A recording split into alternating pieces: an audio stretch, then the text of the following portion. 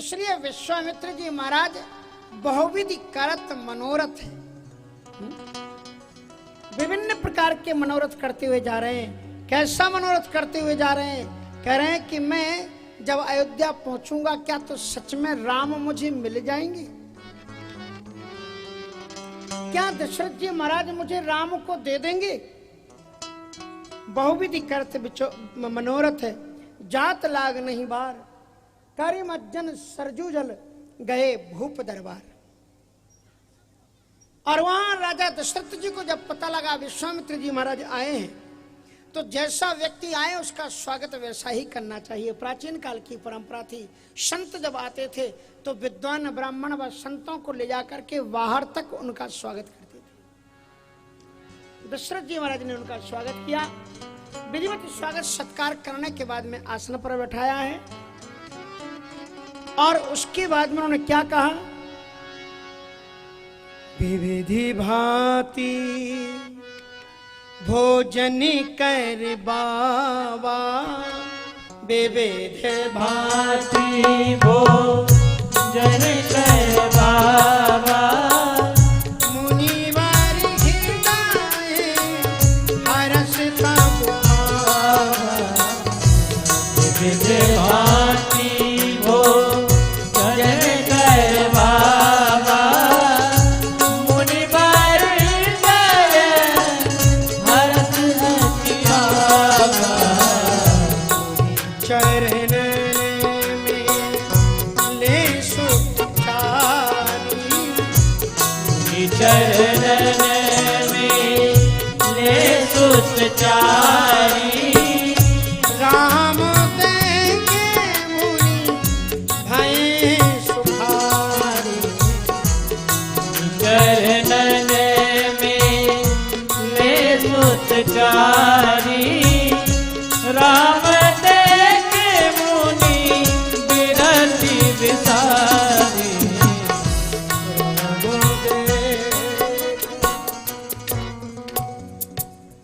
कर भोजन, विधिवत उनको भोजन कराया, आसन पर बैठाया। स्तुति कर रहे हैं और उनकी नजर पड़ी हुई है कि मैं जिन राजीव लोचन परमाराध्य मेरे इष्ट देव राम का दर्शन करने आया हूं, वो मेरे राम कब आएंगे। और उसी समय उन्होंने चारों पुत्रों को बुला करके उनको प्रणाम कराया। पुनि चरणन मेले सुत चारी। और जब चारों पुत्र महल के भवन के अंदर से जब दरवाजे से पर्दे के बाहर निकले हैं तो अद्भुत नजारा था। एक श्यामल एक गौर्ण और एक श्यामल एक गौर आगे दो चले आ रहे हैं। पहले राम और लक्ष्मण निकले। 14 वर्ष की अवस्था, अत्यंत दिव्यतम कांति, कमनीय छटा, मनोहारी छटा। और उन्होंने देखा उनके रोम रोम से कांति आभा प्रभा उन्मीलित हो रही है, अद्भुत दिव्य कांति। और उन्होंने जब आते हुए देखा तो उन्होंने एक नजर डाली। आए तो थे राम को मांगने के लिए, लेकिन उन्होंने देखा कि लक्ष्मण 1 इंच को थोड़े से दूर हो गए तो राम जी उस तरफ खिसक गए और लक्ष्मण जी से सट गए। और लक्ष्मण ने राम जी का हाथ पकड़ लिया। विश्वामित्र जी जान गए ये शरीर जरूर दो हैं लेकिन दोनों के प्राण एक हैं, ये एक दूसरे के बिना रह नहीं सकते। और ठीक वैसे ही श्री भरत जी महाराज आए, पर भरत जी महाराज ने उनसे आंख भी नहीं मिलाई। तो वो समझ गए ये बड़े विनम्र हैं, ये बड़े शालीन हैं, ये बड़े शील निधान हैं और थोड़ा सा हमें लड़ाई झगड़ा कराना है तो थोड़ा उग्रता भी होनी चाहिए। पर राम जी तो तटस्थ भाव से देख रहे थे, इसलिए उन्होंने कहा कि अनुज समेत उन्होंने पूछा कि महाराज आप आज्ञा करो, कई कारण आगमन तुम्हारा, और कहु सो करत न लावऊं बारा। आज्ञा कीजिए किस लिए आप पधारे। आपके मुखारविंद से आज्ञा निकलेगी महाराज, पालन करने में मैं जरा भी देर नहीं करूंगा, कई कारण आगमन। और तब उन्होंने कहा कि महाराज असुर समूह सतावह मोही, और मैं जाचन आयो नप तो ही। असुरों का मैं आपको जांचने आया हूं। जांचना शब्द स्कूलों में भी चलता है। और क्या होता है जांचना मानी? जांचना मानी परीक्षा लेना। तो मानो कि विश्वामित्र जी ने कहा कि मैं परीक्षा लेने आया हूं, कैसी परीक्षा लेने? कहा आपके पूर्वज भी ऐसे ही दानी हुए। राजा हरिश्चंद्र जी महाराज के सामने यही तो दान मांगने गए थे, जिन्होंने बीच काशी में राजा हरिश्चंद्र को बेचा था। क्या क्या नहीं हुआ था उनके साथ में। बोले आज मैं देखने आया हूं क्या हरिश्चंद्र जी के कुल के आने वाले भविष्य के राजा भी वैसे ही दानी है कि नहीं। तो उन्होंने कहा आज्ञा करो महाराज। कहा वो सुकरत न लाभों 12, आपके मुखारविंद से शब्द निकलेंगे, लेकिन मैं देर नहीं लाऊंगा। और उसके ही साथ में उन्होंने कहा कि अनुज समेत देहु रघुना निश्चर बद में हो सनाथा, निश्चर बद में हो सनाथा। अनुज समेत देहु रघुना निश्चर बद में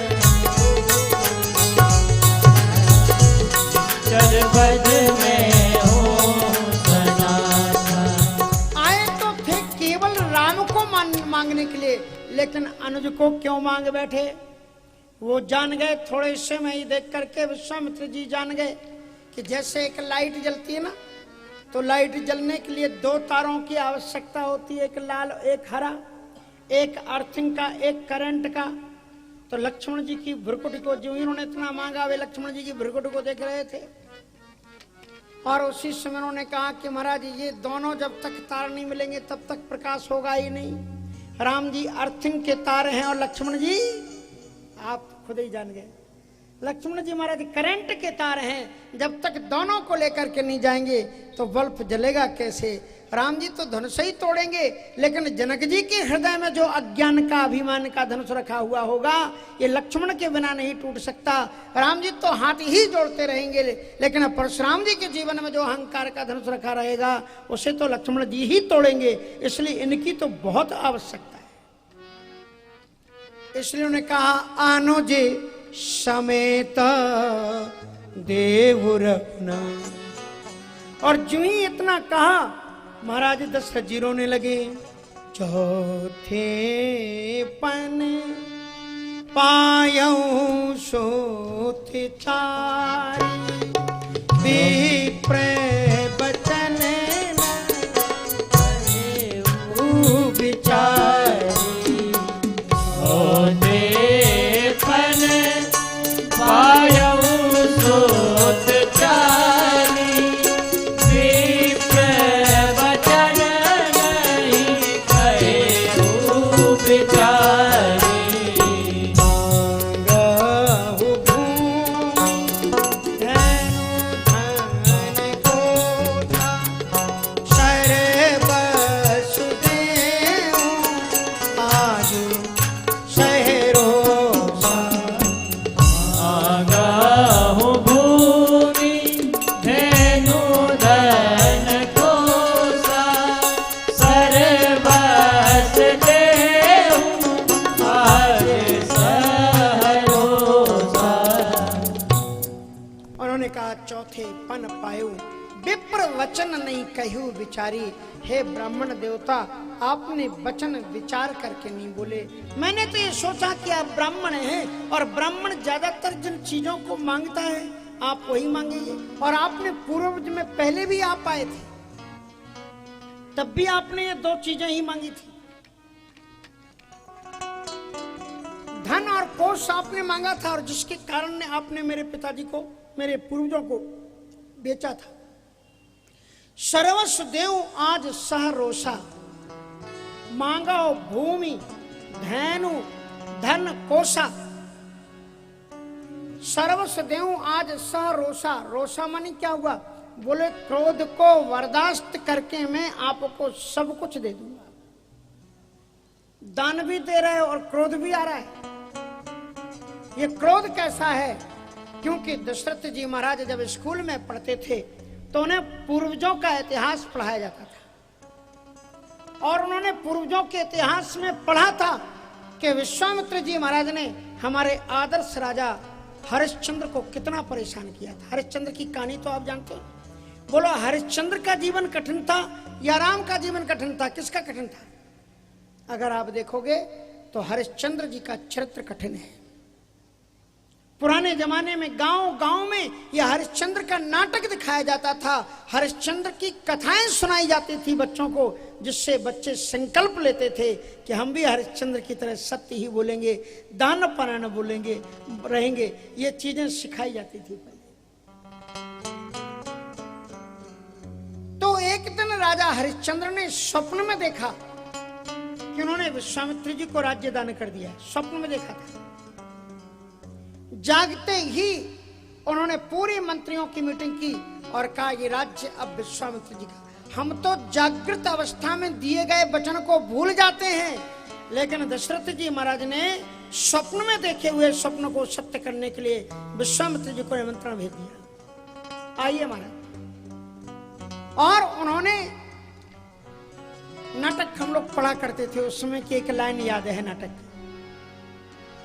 छोटे से काम की है। क्या मांगा उन्होंने विश्वामित्र जी ने राजा हरिश्चंद्र से? छोटे से काम की है पर भारी दाम की है। छोटे से काम की है पर भारी दाम की है। छोटे से काम की भारी दाम की है। छोटे से काम की है पर भारी दाम की है। चाहे ना हमें तो, चाहे ना हमें कुंजी लगाम की है। काम की है पर भारी दाम की है। छोटे से काम की है। छोटे से दाम की है, छोटी सी चीज है। कुंजी, चाबी, इस राज्य पाट वैभव की चाबी अब मुझे चाहिए, कोष की चाबी ले लो। राज्य पाट वैभव उनको सौंप दिया राजा हरिश्चंद्र ने, स्वप्न में दिया था। उसके बाद विश्वामित्र जी ने कहा कि राजन, ये तो तुम स्वप्न में पहले ही दे चुके थे, अब मैं आया हूं, कुछ और नहीं दोगे? तो राजा हरिश्चंद्र ने कहा कि महाराज आज्ञा करो और मैं आपको क्या दूं। उनका ज्यादा नहीं, हम यज्ञ करने जा रहे हैं, अर्थ की आवश्यकता है, इसलिए 60 भार स्वर्ण मुद्राएं चाहिए। तो राजा हरिश्चंद्र ने तत्काल अपने कोषाध्यक्ष को बुलाया, कहा कि 60,000 स्वर्ण मुद्राएं लाइए। विश्वामित्र जी ने डांटा, फटकारा, कहा बेवकूफ समझते हमको? जब ये राज्य तुम मुझे दे चुके हो तो ये स्वर्ण मुद्राओं पर तुम्हारा अधिकार कहां है राजन? अब तुम कहीं से भी लो, लेकिन मेरे राज्य से ये तुम्हारा मुकुट, ये तुम्हारे बाजूबंद, ये सब गहने हमारे।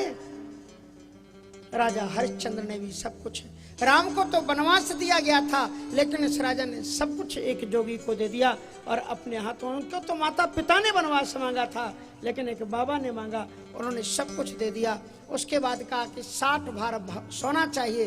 तो महाराज उनको बेचने के लिए ले गए। जो दुनिया का शहंशाह था, राजा था, अयोध्या का राजा, और उस राजा को लेकर के कहां गए? काशी। हम भी ऐसी वैसी सिटी के नहीं है जहां अयोध्या के राजाओं को खरीद लेते थे, हाँ ऐसी सिटी के हैं, वहां गए महाराज। और राजा हरिश्चंद्र का दाम लगाया गया और उन्होंने कहा कि नहीं। और मालूम है उनको लेने के लिए कौन आया? कालू डोम, नाम सुनाया आपने?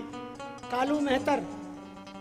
और हमारे यहां कालू मेहतर नहीं कहते, डोम राजा कहते हैं, डोम राजा। हाँ, वो राजा कहलाता है। और इसलिए उसका किला है। अगर आप गंगा जी में नौका में बैठ करके चलो तो हनुमान घाट के आसपास में आप नजर डालिएगा, मणिकर्णिका घाट की तरफ बढ़ोगे तो जिस भवन किले की तरह बना हुआ है छोटे से रूप में, जिसमें 2 शेर बैठे हुए हैं, वो कालू डोम का है।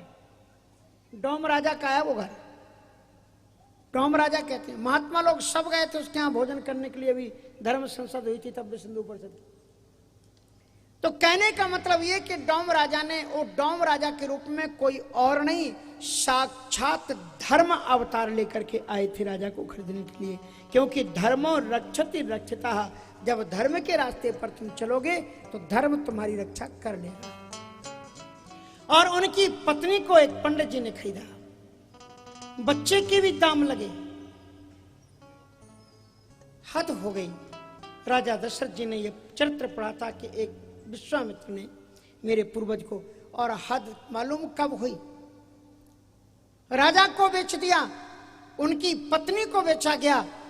अगर पति को कोई दुख होता है तो सबसे बड़ा दुख होता है कि उसकी साध्वी पत्नी हो, सच्चरित्र गामिनी पत्नी हो और श्रेष्ठ पथ पर चलने वाली पत्नी हो।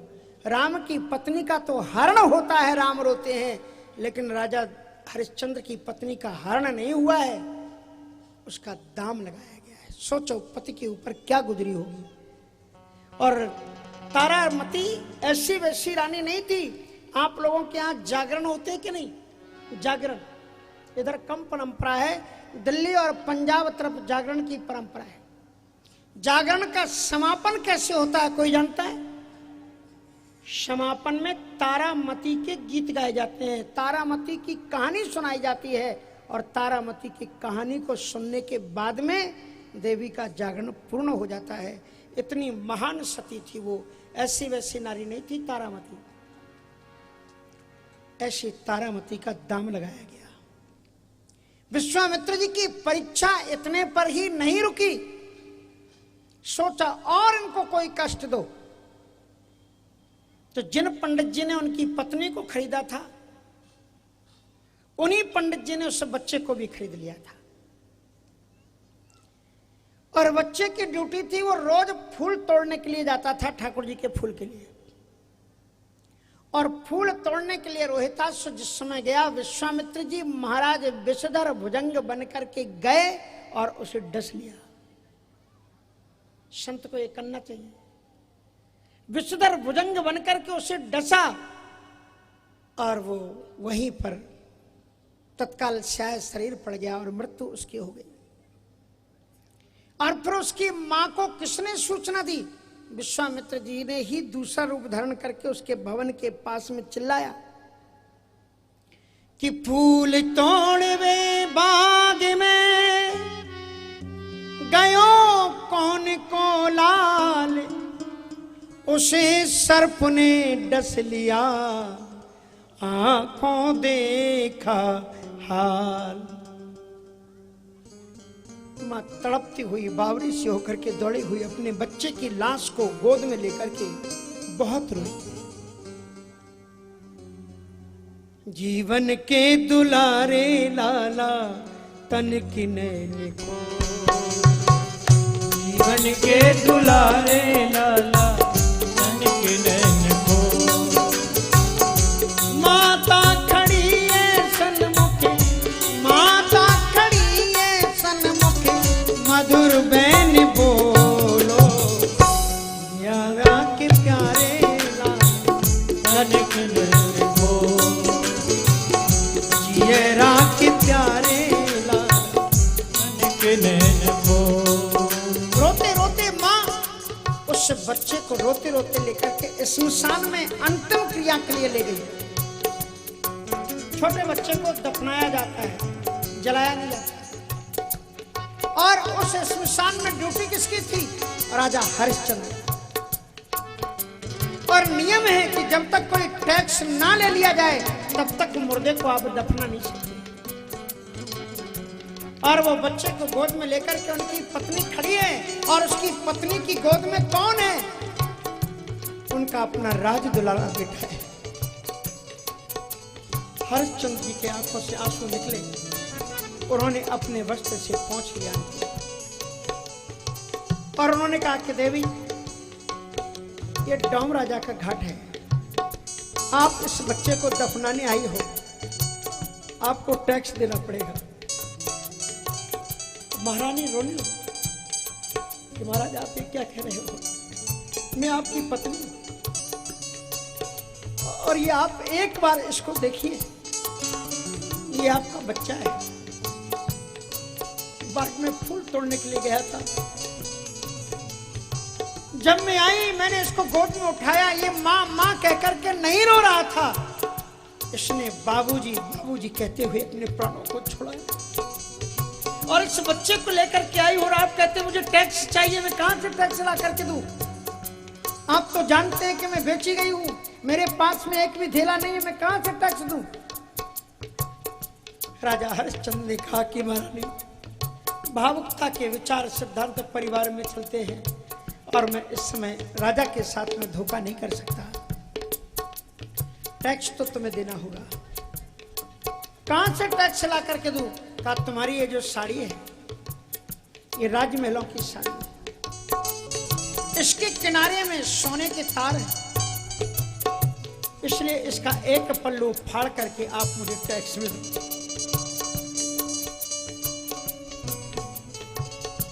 ये थे राजा हरिश्चंद्र, अपनी पत्नी से टैक्स लिया। इतनी थक गई उनकी पत्नी, पानी नहीं उठा सकती, एक दिन घड़ा भरा हुआ उठा नहीं पा रही थी। पति घाट पर खड़े हुए थे, कहा कि जरा सहारा दे दो, मैं घड़े को उठा सकूं। राजा हरिश्चंद्र ने कहा कि इस समय मैं डोम मेहतर की सेवा में हूं और तुम पूजा के लिए पंडित जी का पानी लेकर के जा रहे हो, मैं तुम्हारे इस घड़े का स्पर्श नहीं कर सकता। कहा आप तो क्षत्रिय हैं, आप मेरे पति हैं। भले ही पति हो, लेकिन इस समय मैं जिसका सेवक हूं, मैं उसी के जाति का हूं। मैं कोई सहारा नहीं दे सकता, मैं तुम्हें उपाय बता सकता हूं कि थोड़ा पानी की गहराई में जाओ, ये तुम्हारा घड़ा तैरेगा और वहीं पर उठा करके अपने सिर पर रख करके तुम चले जाओ। इतने पर भी विश्वामित्र जी नहीं रुके, मां चली गई। बच्चे के दुख में वो मां तड़प तड़प करके रो रही थी, उससे रहा नहीं गया। आधी रात को मां निकली और जिस जमीन में बच्चे को गाड़ा था, उस बच्चे को निकाल करके वो अपने छाती से लगा करके रोने लगी। विश्वामित्र जी महाराज डोम राजा के पास पहुंचे, कहा अपने सेवक हरिया को कहो कि शमशान में एक डायन आई है और वो बच्चों को निकाल निकाल कर खा रही है। इसमें आदेश है, इसलिए वो तुम्हारा हरिया माने हरिश्चंद्र को वो हरिया कहते तो राजाओं जैसा नाम है, हम तो हरिया कहेंगे। हरिया को आदेश दो कि उस डायन को वो वध कर दे, तलवार से उसके गले को काट दे। डोम राजा ने आदेश दिया। हरिश्चंद्र जी महाराज तलवार लेकर के शमशान में आ गए। देखा उनकी पत्नी है और पुत्र को गोद में लेकर के तड़प रही है, रो रही है। उन्होंने तलवार को खींच लिया। उन्होंने पत्नी ने कहा कि मैं आपकी पत्नी हूं, मेरा पुत्र है आपका। अच्छा होगा ये आप तलवार चला दो, क्योंकि मैं वैसे भी जीना नहीं चाहती पुत्र के रोग में, आपके हाथों से मर जाऊंगी, मेरी सदगति होगी। हरिश्चंद्र जी ने जो ही तलवार खींची मारने के लिए, अपने स्वामी की आज्ञा का पालन करने के लिए, भगवान नारायण प्रकट हो गए और हरिश्चंद्र के हाथ को पकड़ लिया, उनकी तलवार को ले लिया, हरिश्चंद्र को हृदय से लगाया और उसके बाद में सामने खड़े हुए विश्वामित्र जी को कठोर शब्दों में डांटा कि तुम साधु, किसने तुम्हें अधिकार दिया कि तुम मेरे भक्तों की कठोर परीक्षा लो? किसने दिया तुम परीक्षा? तुम्हें शर्म नहीं आई? एक पति के द्वारा धर्मपरायण पत्नी का गला कटवा रहे हो? साधु का यह कर्तव्य है?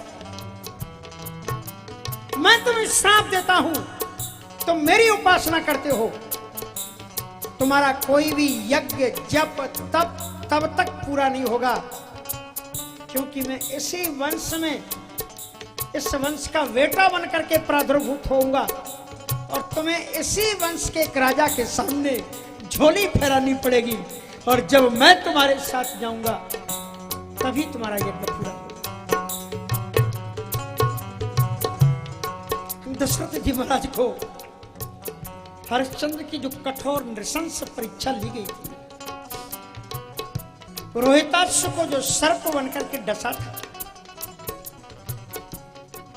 उनको उसका रोष था।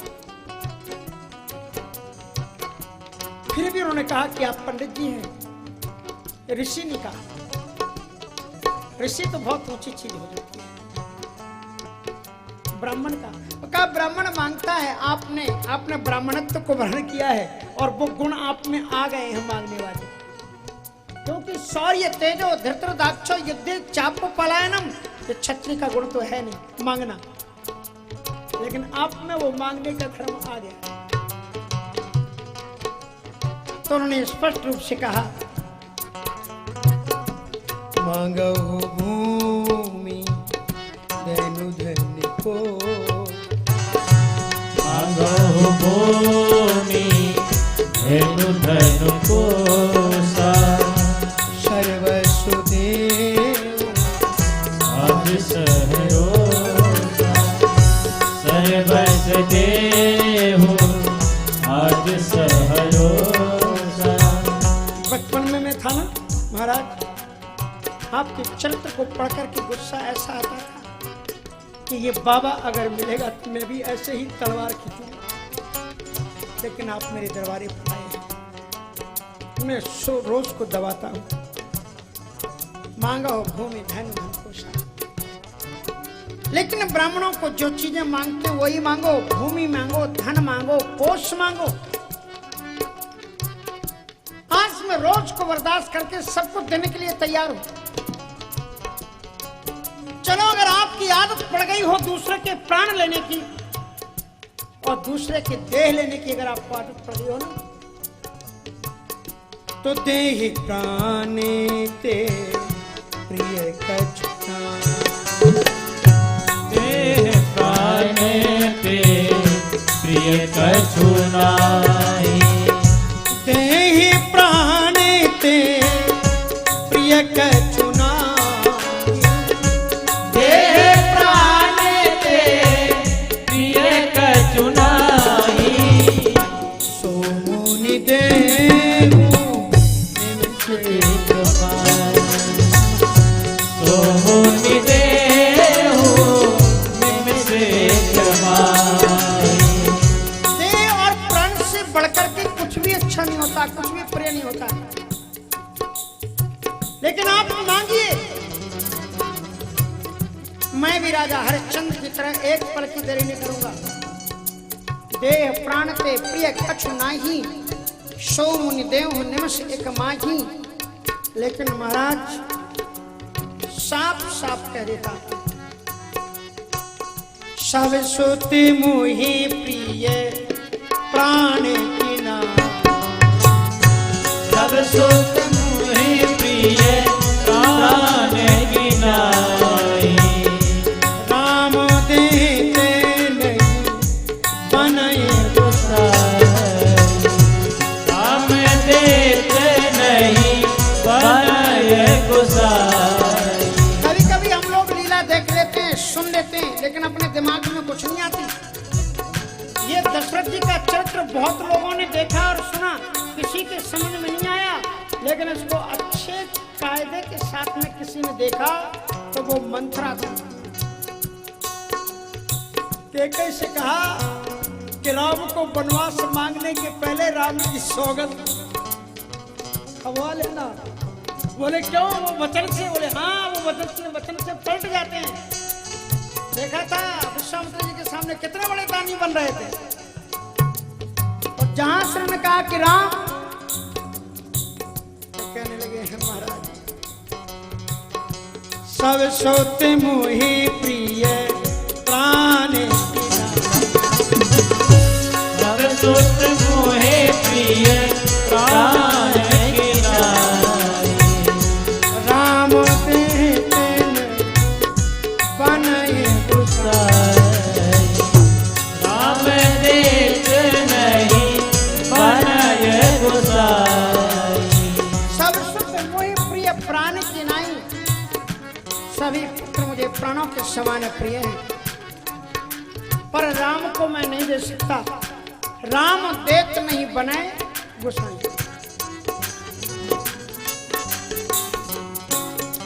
मांगो घरवार नाथ परिवार नाथ, मांगो तुम, मांगो सुख संपदा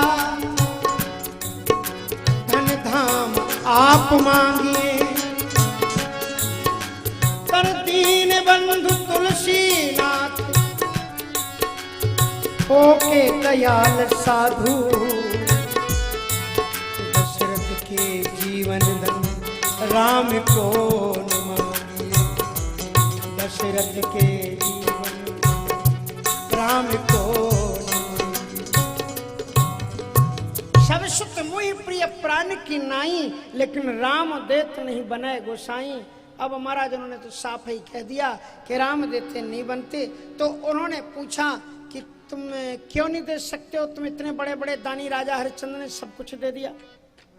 कहा महाराज वो मैं भी दे देता, ऐसी कोई बात नहीं, मैं भी दे देता। लेकिन दशरथ जी ने अच्छा बहाना बनाया, कहा कि जो राम है ना ये धन है, प्रॉपर्टी है। तो बोले तो धन भी तो दिया जाता है ना, आपने कहा मांगा भूमि धन धन कोसा। बोले हाँ महाराज अगर मेरा होता तो दे देता। बोले तुम्हारे धन नहीं तो एक किसके धन है? बोले इनके ऊपर एक ट्रस्ट है, वो ट्रस्ट इनका मालिक है। बोले अच्छा इनके ऊपर ट्रस्ट भी है? बोले हाँ। तो बोले फिर हु आर यू, फिर तुम कौन हो? तो पहले मुझे ये बताओ कि इस ट्रस्ट का अध्यक्ष कौन है? एक अध्यक्ष होगा, उससे बात करें। कामुनि जन धन सर्वस शिव प्राण, ये ऋषि मुनियों की संपत्ति है। शास्त्र कहते हैं गुप्त वित्तम श्रुति नाम, श्रुतियों के गुप्त वित्त हैं। इसलिए मुनि जन धन, ऋषि मुनियों के ये धन है। और अध्यक्ष कौन है? बोले सर्वस शिव प्राणा, इनके अध्यक्ष शंकर जी। तो फिर आप कौन हो? बोले बाल केली रसते ही सुखमाना, हम तो इनकी बाल लीलाओं को देखने के चौकीदार हैं। विश्वामित्र जी महाराज अकड़ गए। तो बोले बाल लीलाएं खत्म हो गई, तुम्हें हम ड्यूटी से हटाते हैं आपको। बाल लीलाएं तुझे अब खत्म, का बच्चे ही बने रहेंगे। आजकल एक बात हमें समझ में नहीं आती कि लोग 40, 50, 60 वर्ष तक के होकर के कहते खिलाड़ी है? अरे खिलाड़ी तो 10-12 वर्ष के रहते हैं। वो एक छोटा सा वो लकड़ी का डंडा लेकर के बेचारी एक छोटी सी बॉल को इतना मारते हैं, बताओ। हाँ? उसी के पीछे पड़े रहते हैं। एक बार तो महाराज हम कथा करने गए हरिद्वार, और दिल्ली के जजमानों ने कथा कराई थी, भागवत की कथा थी। और कथा अच्छी उत्कृष्ट पर चल रही थी, दोनों टाइम उस समय कथा चला करती थी। और उस दिन भारत पाकिस्तान का मैच था। तो दूसरों की बात सुनो, सुबह हमारे पास में जो मुख्य जजमान थे वो आए हैं महाराज जी। और जब वो आए हमारे कैलाश अग्रवाल जी, तो उन्होंने कहा बात तो कहो, बात क्या है? बोले क्या है महाराज, हम अपनी बात नहीं कह रहे हैं, दूसरे लोग बोल रहे हैं कि आज भारत पाकिस्तान का मैच है, इसलिए शाम वाली कथा आप निरस्त कर दो, हम लोग मैच देखेंगे। अरे हमने कहा चुल्लू भर जल में सियावर राम राम कर लो तुम्हें। मुख्य जजमान होकर के ये बात कह रहे, कोई और ही को भेज देते जिसने कही थी। हमने कहा तुम देखना, और दिल्ली छोड़ करके गए थे कथा करवाने के लिए वहां पर। हमने कहा तुम अपने कमरे में लगा करके मैच देखना, हम तो कथा करेंगे। हमारी कथा जब शुरू हो जाती है तो हम आदमी की परवाह करते नहीं कितने श्रोता, हम तो आके बैठ जाते हैं। श्री हनुमान जी महाराज को कथा सुनाते हैं। वैसे आप लोग तो बहुत हो यहाँ पर, हाँ ऐसी ऐसी गजब की कथाएं की हमने। एक कथा हमें शुरू में मिली, अब सन तो लगता है 80 के आसपास की बात होगी। भोपाल में थे कि बुजुर्ग सज्जन आए, बोले महाराज जी आप तो बहुत, आपकी वाणी तेज है, ये हमारे यहाँ कार्यक्रम है, रामवन सतना का कार्यक्रम था। और जो लिस्ट थी बोले जे लोग आ रहे हैं, पीला सा पर्चा था तो चूर्ण के डिब्बे में निकलता है, और उसमें कम से कम 20-22 वक्ताओं के सब टॉप लिखे हुए थे। उस समय के जितने धुरंधर थे, उसमें श्री सीता शरण जी किलाधीश, स्वामी नृत्य गोपाल दास जी, और वो अपने उपाध्याय जी, राम किंकर उपाध्याय जी। अब किस किस के नाम आपको गिनाए, सबके नाम छपे हुए थे। हमने इतनी गरिमा के साथ में उसको रखा और हमने भी अपनी मूछ पर, उसमें मूछ तो थी नहीं, हमने कहा हम हूँ राजकुमार। अब बताओ इतने बड़े कार्यक्रम में हमको बुलाया जा रहा। बोले महाराज अब ये पर्चा दोबारा छपेगा आपका भी नाम आ जाए। हमने कहा नाम ही आ जाए, कथा तो दूर की बात है। नाम ही आ जाए हमारा। सो महाराज उस नाम में अब हम गए वहां पर। तो यहाँ जबलपुर में एक बहुत बड़ा कार्यक्रम चल रहा था, बड़े बड़े जगत गुरु आए हुए थे। परम पूज्य डॉक्टर श्याम सुंदर दास जी महाराज जलहरी घाट वाले, उनका कार्यक्रम था। एक संत ने, हमारे मित्र थे, उन्होंने जब वो पर्चा देखा, अरे बोले महाराज ये कार्यक्रम तो होते रहेंगे, इसमें बड़े बड़े धुरंधर आ रहे हैं, आप इसमें जाओ छोड़ करके। सो हम सब छोड़ करके हमने कहा ये सही करे, वहां चलो। वहां जब गए तो हमने कहा कम से कम 10-20 किलोमीटर तक तो शोर होगा ही उसका, इतना बड़ा कार्यक्रम। अब देखो यहाँ पर 100-100 किलोमीटर, क्या अभी ये 250-250, 300 किलोमीटर दूर से आकर की कथा सुन रहे, तो शोर तो हो ही जाता है। वहाँ रेलवे स्टेशन पर उतरे, हमने पूछा, जिससे पूछेंगे वही बताएगा कि कार्यक्रम वहाँ हो रहा है। वहाँ किसी को भी मालूम नहीं। हमने कहा इस जगह के बारे में जानते हो कि नहीं? बोले हाँ महाराज ये जगह यहाँ से लगभग 15-16 किलोमीटर की दूरी तक बस जाएगी, वहाँ से फिर आपको जाना पड़ेगा। हम बस पर बैठ गए। उस समय पर ऐसे ही चलते थे, अटैची थी हमारे पास में अच्छी, उसी में कपड़े रखते थे। सो महाराज वहां पर गए, उतर करके वहां हमने पूछा यहाँ पर एक कार्यक्रम है, और वहां से 3 किलोमीटर दूरी पर था। बोले यहाँ तो कोई कार्यक्रम नहीं है। तो हमने कहा ये स्थान यहाँ है? बोले हाँ ये स्थान तो है यहाँ। अब वहां तक वो अटैची लेकर के कैसे जाए? सो एक साइकिल वाला मिला। हमने कहा यार तुम वो हमारी अटैची को ले जाओ, हमें ना बैठाओ, तो वहां छोड़ देना। तो नहीं हम नहीं उठाएंगे। अब वो चला गया और फिर 1 किलोमीटर बाद लौट के आ गया। बोले महाराज लाओ अटैची लेते जाए। हमने कहा जिसने तुम्हें अकल दी ना, उसी ने हमको भी अकल दे दी कि कहीं तुम लेके ना चले जाओ, हमको उठा लेंगे, कोई बात नहीं। पैदल पैदल चल करके सुना दे, बुरी तो नहीं लग रही कहानी, सुना दे, नहीं तो आप कहो जी अपनी कथा कहाँ से ले आए। अब महाराज हम पहुंच गए। धूप का अंधेरा पड़ा, वहां पर एक भी आदमी नहीं। टिमटिम करके एक कमरा। हमने कहा भैया यहाँ के व्यवस्थापक मानसमणि पत्रिका वहाँ से निकलती थी, हो सकता किसी के यहाँ आती हो। तो वहाँ पहुँचाए, महाराज मिल गए। और महाराज मिल गए तो फिर वहाँ अकेले वो थे, और एक बिटिया जैसी हमारी ये मानस मंदा की नहीं है ना, ऐसी कथा करने वाली एक बिटिया थी। तो उन्होंने हमारे सामने उनको चाय दे दी, लेकिन हमको चाय नहीं दी। और जब वो चाय पीने लगे तो उनको समझ में आया कि पूछ लेना चाहिए। तो उन्होंने कहा महाराज आप चाय तो नहीं पीते? हमने कहा अगर मैंने कह दिया नहीं पीते तो चाय और नहीं मिलेगी, इसलिए धीरे से बोल दो कि हाँ पीते। तो हमने कहा महाराज पीते तो हैं। तो उन्होंने कहा अन्नू जरा चाय लाना। तो उसने अंदर में 5 मिनट बाद आवाज दी कि सब तो ठीक है लेकिन दूध नहीं है, बड़ा सम्मेलन हो रहा है। एक चाय के लिए दूध था नहीं। तो महाराज क्या बोले जो वहां पर थे? बोले महाराज ऐसी तो चाय आपने बहुत पी होगी, आज नींबू वाली चाय पियो, बड़ी कमाल की होती है। हमने कहा पिला दो, जो मिले सो ही सही। चाय पी के फिर एक लड़के से भेजा, कहा ने कमरे में छोड़ा। उस कमरे में हम जब गए तो एक और हट्टे कट्टे महात्मा वहां पर बैठे हुए थे। उन्होंने जीव ही मुझे देखा, उठ करके खड़े होकर के हाथ फैलाए, बोले आए फंसे तुम हूं क्यों? हमने कहा ये क्या हुआ? कहा कि महाराज ना पानी का ठिकाना ना कुछ का। अब पूरी कथा आपको क्या बताएं। चलते समय हमें तो कोई दक्षिणा की चिंता नहीं थी, लेकिन वो जो आए हुए थे बोले महाराज आप तो साधु हो, आपको दक्षिणा की चिंता नहीं, हम तो घर गृहस्थी हैं, जाते से ही श्रीमती जी बिलना लेकर के स्वागत करेंगी। क्या लेकर के आए हो? कथा करने गए थे, किसको दे आए बीच में? ऐसे महाराज जब झंझट पड़ जाएगा, इसलिए महाराज कुछ तो दिलवा दो। हमने कहा हम अपने लिए मांगते नहीं, तुम्हारे लिए कैसे दिलवा दें? कहा आप हमारे साथ चले चलो उनके पास। वहां ले गए तो महाराज कहा कि जी महाराज जी जा रहे हैं। अरे महाराज जी मत जाओ, हमारी छाती फट जाएगी। अब बोले जब जो भी फटना है फटे, आज ये तो जा रहे हैं महाराज। और उसके बाद में जब उन्होंने कहा कि तो महाराज जा रहे हैं, तो फिर उसके बाद में मनोहर जी फिर उन्होंने एक रसीद कट्टा रखा। उस रसीद कट्टा में लिखा हुआ था कि श्री राम किंकर जी महाराज जब आए थे तो 2100 रुपये दे गए थे। स्वामी नृत्य गोपाल दास जी आए थे, 5100 रुपए दे गए थे। और महात्मा ने जब देखा तो हाथ पकड़ करके खींचा कि ये झोला और रखा लेगा, निकल लो यहाँ से।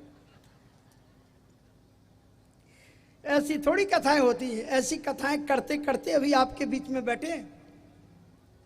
एक बार तो यहीं से लौट के जाने ही वाले थे, वो तो भला हो गोपाल गिरी जी ने रोक लिया था। गांव का नाम ले लेंगे, बड़े गांव का यज्ञ था। और उसके बाद में उन्होंने पूछा कहाँ के लिए जा रहे हैं, हमने कहा यज्ञ के लिए जा रहे हैं। बोले कहाँ का यज्ञ, हमने कहा यहाँ का। बोले पर्चा तो मेरे पास है। तब मेरी उम्र कम ही थी, ऐसे कोई 85-84 सन होगा।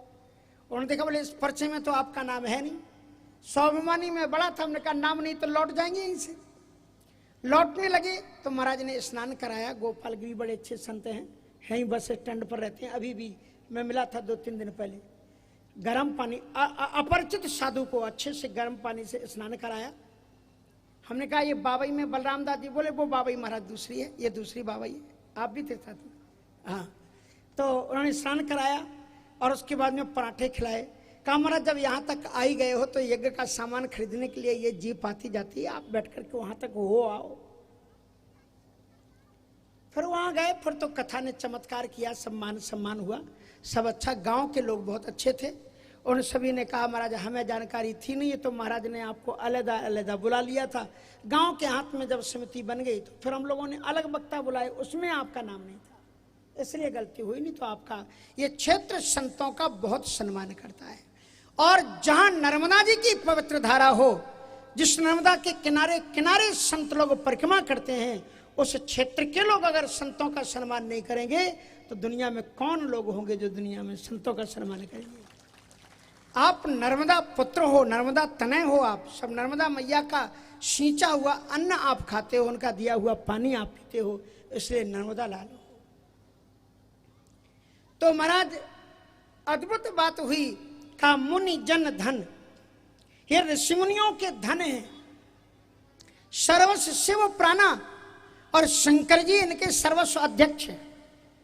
बोले फिर आप कौन हो? कहा हम तो गेट कीपर हैं, बाल केले रचते ही सुख माना। बोले बाल लीलाएं अब समाप्त हो गई।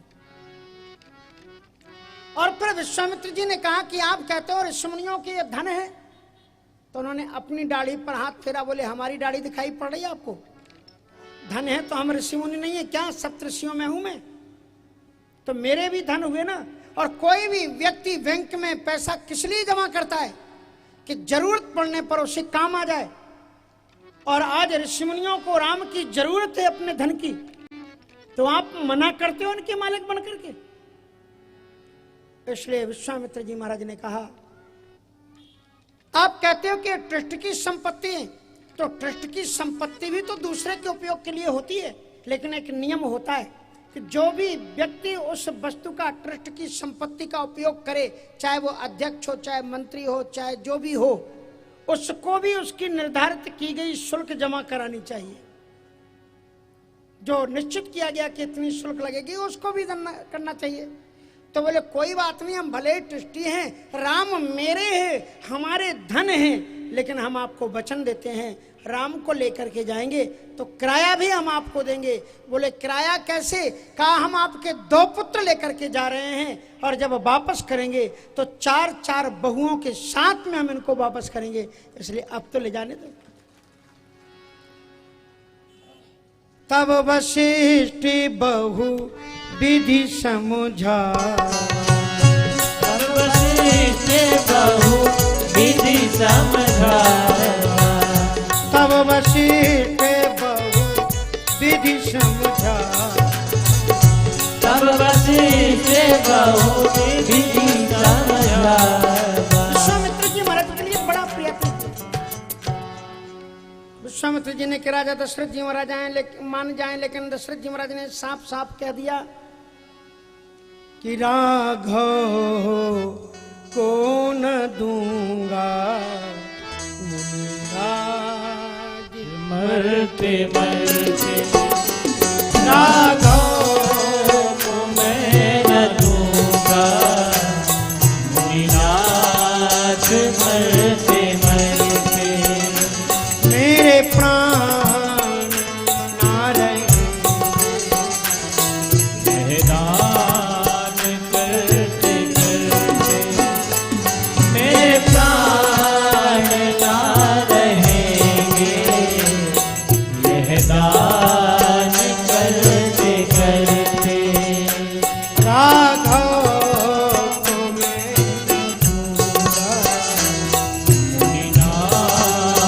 मरते मरते।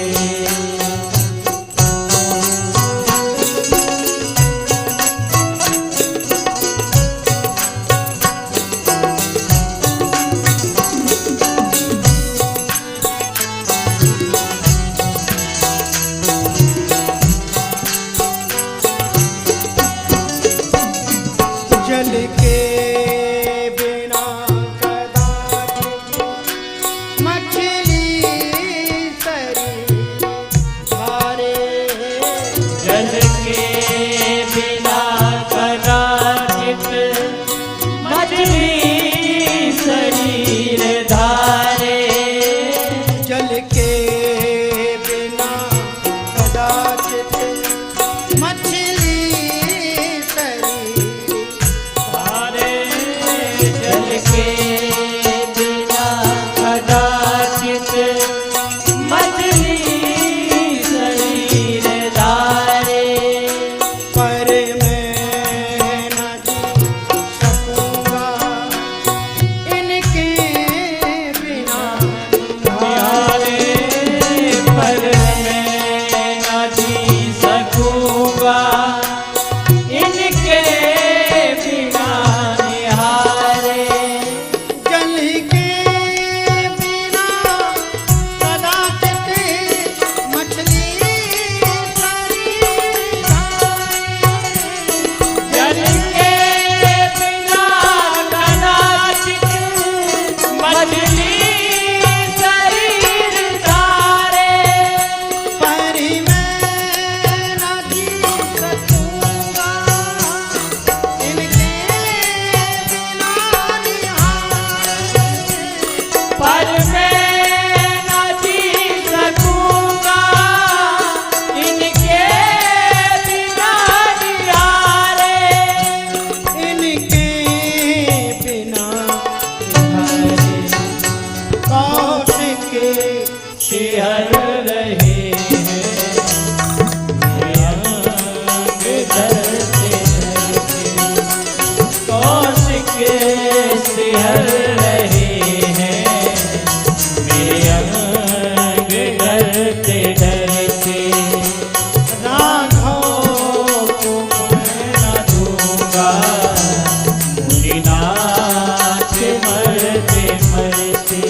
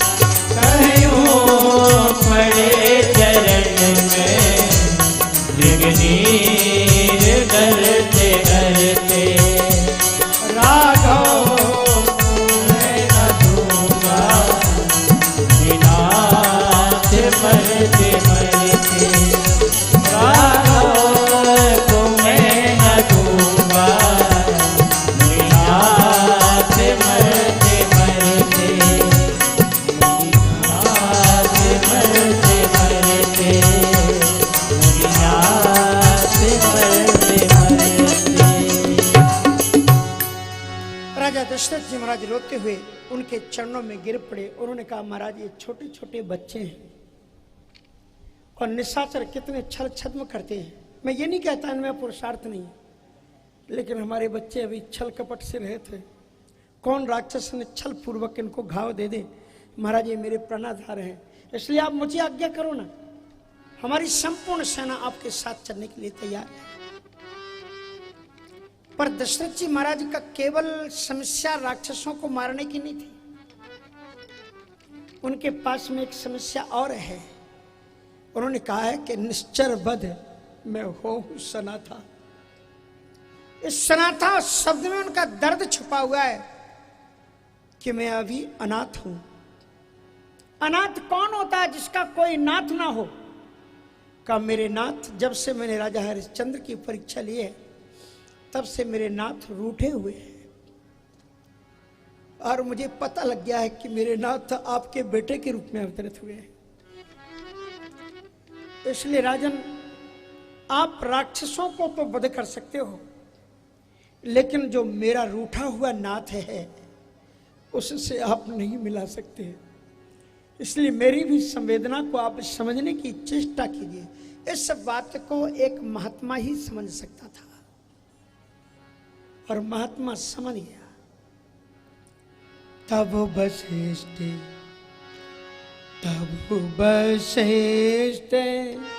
बहुविधि समुझा तब वशिष्ठ बहुविधि समझावा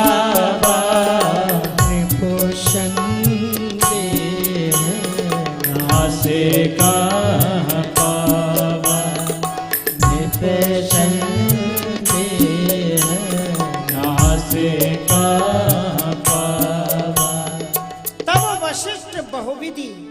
फिर महाराज वशिष्ठ जी, विश्वामित्र जी महाराज 3 बातें सोच करके आए थे। क्या? कि मैं पहले तो ऋषि मुनियों की तरह सहजता में मांगूंगा, अगर दे दिया तो ठीक है, अगर नहीं दिए तो फिर ऋषि हूं, क्रोध का डर दिखाऊंगा कि मैं श्राप दे दूंगा, ये वो मैं ये दिखाऊंगा। मान गए तो ठीक है, और अगर नहीं माने तो मैं उनके चरण पकड़ लूंगा कि मुझे मेरे राम को दे दो। एक महात्मा ने सोचा, एक महात्मा के होते हुए एक महात्मा को किसी ग्रस्त के चरणों में झुकना पड़े, फिर मेरा रहने का मतलब क्या है? बीच में वशिष्ठ जी महाराज बोल दिए। देखो, राम जी को रामचरितमानस में कहा गया है, धर्म सेतु पालक तुम ताता, धर्म सेतु करुणा यतन। राम जी को बार बार धर्म सेतु, धर्म पालक और धर्म धुरंधर और धर्मावतार कहा गया है। इसलिए राम जी ने क्या किया है? हरदम सेतु का काम किया। सेतु मानी पुल। पुल क्या करता है? एक किनारे को दूसरे किनारे से जोड़ देता है। अगर पुल ना हो तो हाथी को भी नदी को पार करना कठिन है, और पुल बन जाए तो धीरे धीरे करके एक चोटी भी नदी को पार कर सकती है। श्री राम जी धर्म सेतु है। जितने जितने अच्छा, आप जरा एक बात का चिंतन करो, गहराई से सोचो आप कि जिस समय राम का अवतार हुआ, क्या महात्मा उस समय नहीं थे? बोलो, क्या राजा नहीं थे? क्या योद्धा नहीं थे? क्या वैज्ञानिक नहीं थे? क्या प्रवचनकार नहीं थे? क्या यज्ञ नहीं होते थे? सब कुछ होते थे, तो राम का अवतार क्यों हुआ? समस्या ये थी, सब थे लेकिन सब आपस में बटे हुए थे। सब अपनी अपनी तलवार, हम एक दूसरे के पास जाने के लिए तैयार नहीं थे। हम उनके सामने नीचे कैसे बैठ जाएं, हम उनके सामने झुक कैसे, अरे हमें ये समस्या थी उनके सामने। नहीं तो ऐसे ऐसे सिद्ध महात्मा थे रावण के समय में, जिस समय रावण का अत्याचार था, कि 3 अंजुल में समुद्र का पान कर लिया। इतने बड़े बड़े सिद्ध महात्मा थे, तो भी रावण जिंदा था। समुद्र के किनारे दक्षिण भारत में ही थे। और ज्ञानी कैसे थे? राजा जनक की तरह, चासु ज्ञान रवि भवनि सिनासा वचन किरण मुनि कमल। और उनको भी जो ज्ञान दे दे, ऐसे याज्ञवल्क्य के जैसे ज्ञानी बैठे हुए थे। बोलो वैज्ञानिक थे कि नहीं? विश्वामित्र जी कौन थे? वैज्ञानिक थे। विश्वामित्र जी ने सोचा यार अपन तो बन गए महात्मा, पर महात्माओं को भी तो बच्चों की जरूरत पड़ती है। अब बच्चे कहां से लाएं? और त्रिशंकु को कह दिया हम तुम्हें स्वर्ग का अधिपति बनाते, तुम्हारे लिए एक नया स्वर्ग बना देते। तो उन्होंने ब्रह्मा को चैलेंज कर दिया। महात्मा ने कहा कि हम सृष्टि नहीं बनाएंगे। बोले तुम्हारी शादी है नहीं, तुम्हारी सृष्टि में बच्चे कहां से आएंगे? कहा तुम्हारे लिए शादी की चक्कर पड़ता हुआ, साधुओं को शादी की चक्कर कोई जरूरत नहीं। पेड़ लगाएंगे अपने बगीचे में और उस पेड़ में ही बच्चे पैदा होंगे और 9 महीने के बाद में उनकी चोटी काट देंगे, दौड़ने लग जाएंगे। ये नारियल क्या था? ये नारियल, ये मनुष्य पैदा ही होने वाला था, बस थोड़ी देर रह गई थी। देवताओं ने, ब्रह्मा जी ने कहा महाराज चक्कर छोड़ दो, नहीं तो पाकिस्तान हिंदुस्तान हरदम होता रहेगा यहीं घर के अंदर, इसलिए सट्टी मत बदलो महाराज। ब्रह्मा जी ने महाराज बनाई गाय, तो विश्वामित्र जी ने बना दी भैंस। ब्रह्मा जी ने बनाया शकरकंद, विश्वामित्र जी ने बना दिया आलू। ब्रह्मा जी ने बनाया जौ, विश्वामित्र जी ने बना दिया गेहूं। चैलेंज दे दिया, सट्टी बनने लगी और विश्वामित्र जी की वस्तुएं और भी ज्यादा प्रभाव में आने लग गई। बोलो जौ ज्यादा खाते हैं कि गेहूं ज्यादा खाते हैं? तो महाराज बोले तो सट्टी प्रलय हो जाएगी। फिर आकर के क्षमा मांगी, बोले महाराज आपके त्रिशंकु को कुछ किया जाएगा, लेकिन आप इस सट्टी का विस्तार मत करो, नहीं तो विध्वंस होगा। ऐसे ऐसे वैज्ञानिक थे। और योद्धा, ऐसे ऐसे योद्धा थे कि जिन्होंने 21 बार क्षत्रियों से विहीन धरती को कर दिया। त्रिसप्त कृत्वा पृथ्वी कृत्वा नि क्षत्रियाम प्रभु समंत पंच के चक्रे स्वर्णतोदान हृदयान्नप। क्या कमी थी? फिर भी समस्या थी कि ये दोनों हिंदुओं में आज भी सबसे बड़े पढ़े लिखे लोग हैं। जितने पढ़े लिखे लोग हिंदुओं में हैं उतने कहीं बाहर नहीं। जितने बुद्धिमान, विद्वान, चरित्रवान हिंदू में आपको मिलेंगे, कहीं नहीं मिलेंगे। लेकिन समस्या ये है कि सबके अंदर में मैं भरा है, अभिमान भरा। उसी गांव में रहेंगे और उसी बगल में नहीं मिलेंगे, कहेंगे हम कौन कम है बासे। इसके कारण से हमारा संगठन नहीं बन पाता और संघे शक्ति कल जुगी। बिना संगठन के देवता लोग महाराज किसी दैत्य को मार नहीं पाए। शंभु निशंभ आदि दैत्य जो आ गए मार पाए? नहीं मार पाए। तो उसके बाद उन्होंने एक घड़ा रखा और उस घड़े में शंकर जी ने भी शक्ति रखी, विष्णु जी ने, जितने देवता थे सबने जब शक्ति संगठित की और सबकी समन्वित शक्ति दुर्गा के रूप में प्रकट हुई, तब शुंभ निशुंभ का दैत्यों का वध हुआ। जब तक तुम अपनी ताकत को एक हाथ में नहीं रख लोगे तब तक तुम कुछ भी कर नहीं सकते। और आज की ताकत दिखाने का बस एक ही मौका होता है और आप सब समझते हो, जब आए तो संगठित शक्ति दिखाओ। जो भी करना है का एक ही बटन दबाओ जो दबाना है। देखो सारे नेता प्रेता आपके चरणों में साष्टांग दंडवत प्रणाम करते हुए नजर आएंगे। फिर ये 20% के चक्कर में, 10% के चक्कर में कोई नहीं जाएगा फिर। लेकिन तुम संगठित नहीं हो, इसलिए आपकी कोई भी पार्टी केयर नहीं करती और दूसरों को मनाने के लिए उनके पीछे दौड़े अलावा कोई रास्ता नहीं है।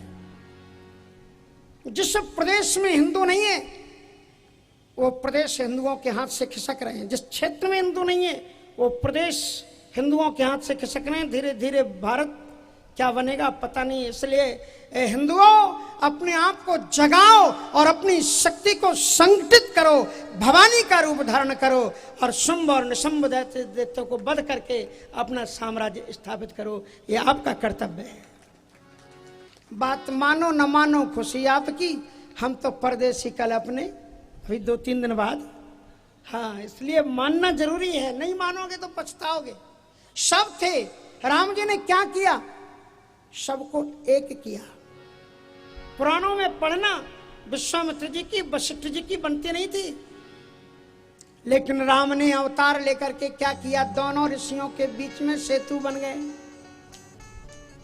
आज वशिष्ठ जी विश्वामित्र जी के पक्ष में बोले, क्या बोले? तब वशिष्ठ बहुविधि समझा, तब वशिष्ठ बहुविधि समझा, नृप संदेह नाथ कहूँ पार, नृप संदेह नाथ कहूँ पार। वशिष्ठ जी ने समझाया कि राजन ध्यान करो, तुम्हारे भाग्य में तो एक भी बेटा नहीं था, एक बेटा नहीं था। इन्हीं सप्त ऋषि मुनियों ने यज्ञ में आहुतियां दी और तब इन ऋषि मुनियों की कृपा से आपके जीवन में 4-4 पुत्र मिले। तो जिन संतों और महात्माओं की कृपा से आपके जीवन में 4-4 पुत्र आए, अगर उन्हीं संतों को जरूरत पड़े तो आप 2 पुत्र कुछ दिन के लिए उनको दे नहीं सकते हो? कैसी बात करते हो? और एक बात और समझाई, कहा राजन सावधान, तुमने गलत फहमी पाल रखी है कि तुम इनके बाप हो, ये तुम्हारे बेटा नहीं है, तुम इनके बाप नहीं हो। तुम अगर तुम्हारे अंदर में पुरुषार्थ होता तो तुम यज्ञ के पहले बाप क्यों नहीं बन गए? तुम्हारे अंदर तो कोई शक्ति ही नहीं थी। ऋषि मुनियों ने यज्ञ किया और यज्ञ से जो खीर निकली उसको खा करके माताएं गर्भवती हुई हैं। इसलिए यज्ञ के पिता तुम नहीं हो, यज्ञ के पिता राम के पिता तुम नहीं हो, राम के पिता तो यज्ञ नारायण भगवान हैं और उनके जो वास्तविक पिता हैं उन्हीं यज्ञ की संस्कृति आज खतरे में पड़ी हुई है और आप उनको उनके पिता के पास जाने के लिए मना कर रहे हो। तब वशिष्ठ बहुविधि समझावा और नृप संदेह ना से कहूँ पावा। देश लड़ते हैं तो पहले अभ्यास करते हैं ना, आओ राम पहले मैं आपको सेना अभ्यास करवा दे, उसके बाद लंका की तरफ प्रस्थान करना। उसके पहले उन्होंने अभ्यास करवाया। अब महाराज विश्वामित्र जी के महाराज को जब तब वशिष्ठ बहुविधि समझावा, नृप संदेह ना से कहूँ पावा, सौंपे भूप ऋषि सुत बहुविधि देह आशीष। आशीर्वाद दिया और जननी भवन गए पुनि चले नाय पद शीश, और जननी भवन गए पुनि चले नाय पद शीश, और जननी की भवन की ओर चले। और मैंने आपको कल ही बता दिया था कि माताओं ने तो 1 मिनट नहीं लगाई, तत्काल आशीर्वाद दिया कि जाओ बेटा, क्योंकि शंकर जी महाराज बता गए थे कि जब विश्वामित्र जी आ जाएं तो समझ लेना अब बच्चों की शादी होने वाली है। सो वो तो ताक ही रही थी विश्वामित्र जी कब आएंगे, और जो ही विश्वामित्र जी आए तो माताओं ने ना रोई ना गाई कि जाओ बेटा जल्दी जाओ। और उसके बाद में विश्वामित्र जी महाराज राम लक्ष्मण को पा गए। श्याम गौरे सुंदर दो भाई, श्याम गौरे सुंदर दो भाई, स्वामी में महानी पाई, विश्वामित्र महानी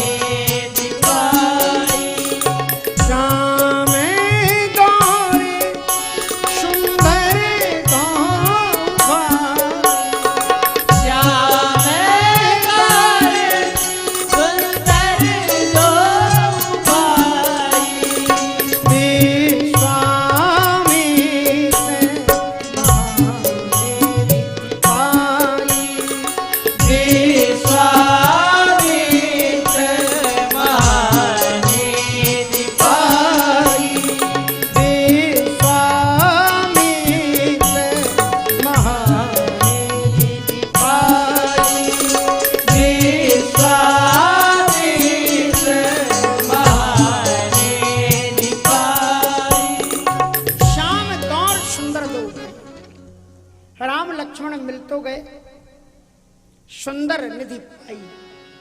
विश्वामित्र को ऐसा प्रतीत हुआ मानो कि निधि मिल गई।